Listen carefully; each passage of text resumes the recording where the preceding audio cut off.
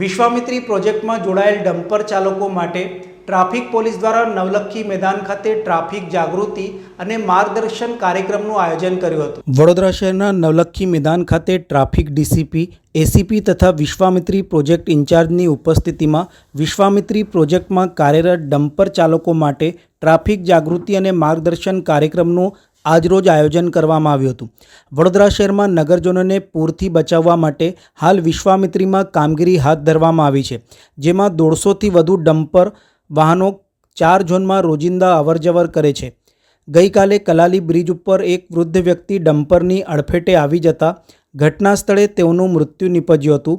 આ ઘટનાને ધ્યાનમાં રાખીને ટ્રાફિક પોલીસ દ્વારા ડમ્પર ચાલકોને માર્ગદર્શન આપવા ટ્રાફિક નિયમો પ્રત્યેની જાગૃતિ લાવવા માટે નવલખી મેદાન ખાતે એક અવેરનેસ કાર્યક્રમનું આયોજન કર્યું હતું, જેમાં ડમ્પર ચાલકોને ટ્રાફિકના વિવિધ નિયમો જેવું કે ઝીગઝેગ ડ્રાઇવિંગ કરવી નહીં, ઓવર સ્પીડથી બચવું, મોબાઈલ ફોનનો ઉપયોગ ચાલતી ગાડીમાં ન કરવા, લાલ લાઇટ વખતે ફરજિયાત વાહન ઊભું રાખવું વગેરે નિયમોનું પાલન કરવા બાબતે સમજાવવામાં આવ્યા હતા।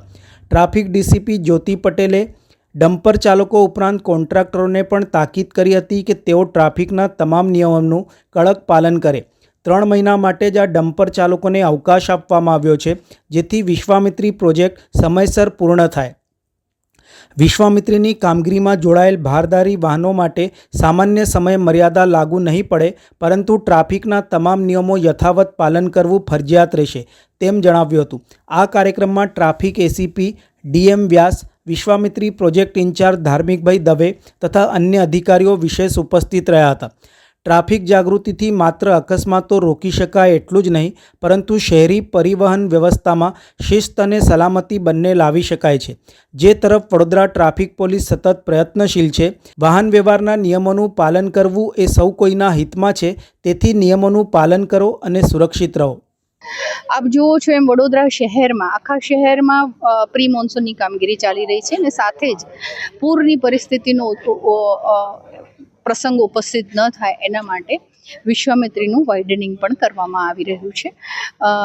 તો એના ભાગરૂપે જે રેતી લઈ જનાર વાહનો અથવા તો એને ખોદવા માટેના જે વાહનો વપરાય છે એવા લગભગ 150 જેટલા વાહનોને, ભારદારી વાહનોને જે સીપી સાહેબના જાહેરનામાથી પ્રતિબંધિત સમય છે શહેરમાં પ્રવેશ કરવાનો, એમાંથી મુક્તિ આપવામાં આવી છે, જેથી વીએમસીનું એ પ્રી મોન્સૂન કામગીરીમાં કોઈ અડચણ ન થાય।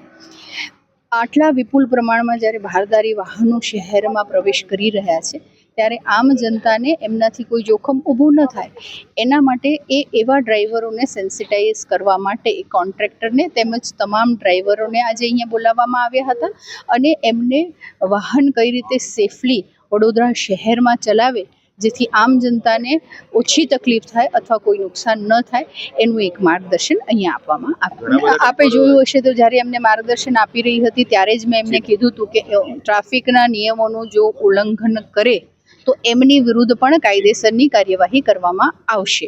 આપ જુઓ છો એમ અમે એમને નંબરિંગ આપી દીધા છે। અમારી પાસે એક રેકોર્ડ રાખ્યો છે કે કયો ડ્રાઈવર છે, કોણ ડ્રાઈવર છે, કયા વ્હીકલ કોના તાબામાં છે, જેથી અમે એમનું મોનિટરિંગ કરી શકીએ। રસ્તામાં રોકીએ તો પણ અમને એક ખ્યાલ રહે કે કયું વાહન કોણ ચલાવી રહ્યું છે। તો એવું આપે કીધું એમ જો એવું કોઈ નંબર પ્લેટ વગરનું હશે અમારા ધ્યાને આવશે તો ભલે એમને પરવાનગી શહેરમાં વીએમસીનું કામ કરવા માટે પ્રતિબંધિત સમયમાં પ્રવેશ કરવાની આપી છે, ટ્રાફિક નિયમો તોડવાની પરવાનગી આપવામાં આવી નથી। તો જો એમના દ્વારા એવા કોઈ નિયમનો ભંગ કરવામાં આવતો હશે તો એમની વિરુદ્ધ પણ કાયદેસરની કાર્યવાહી કરવામાં આવશે।